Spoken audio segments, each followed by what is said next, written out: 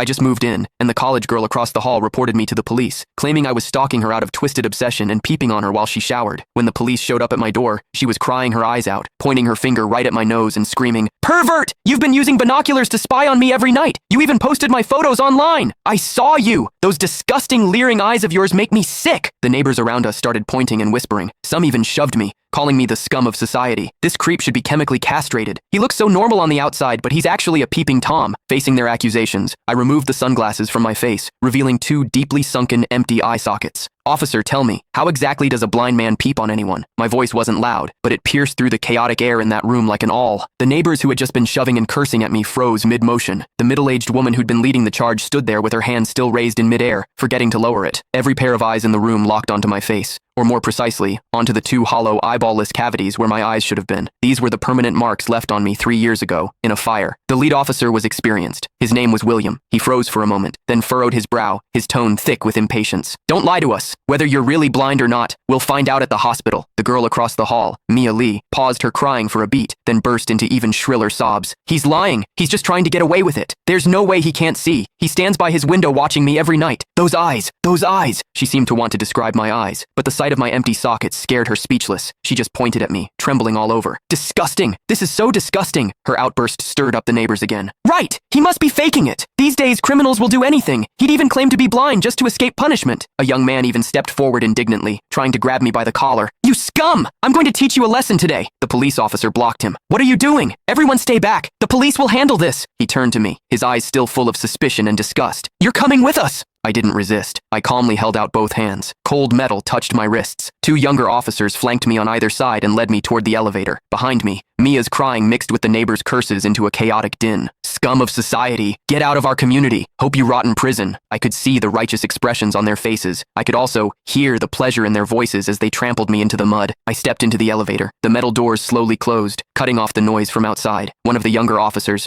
probably new to the job, couldn't help but ask me quietly, Are you really blind?" I tugged at the corner of my mouth but didn't answer. The other officer patted his shoulder, signaling him to keep quiet. But I knew that in their minds, the scales had already tipped completely in favor of that tearful young girl. After all, it was a young, pretty, pitiful college student on one side, and on the other, a suspicious man living alone, wearing sunglasses. In their eyes, it was crystal clear who was the victim and who was the perpetrator. What they didn't know was this. Sometimes, what the eyes see is the biggest lie of all. And I, a blind man, had seen something that none of them had. For instance, when Mia accused me, her heartbeat was steady, without a single ripple of genuine emotion. The interrogation room at the police station was harshly lit by fluorescent lights, and the air smelled faintly of mildew. I sat on a cold metal chair. Across from me were William and a female officer. Click the link in my bio to get the full story for free.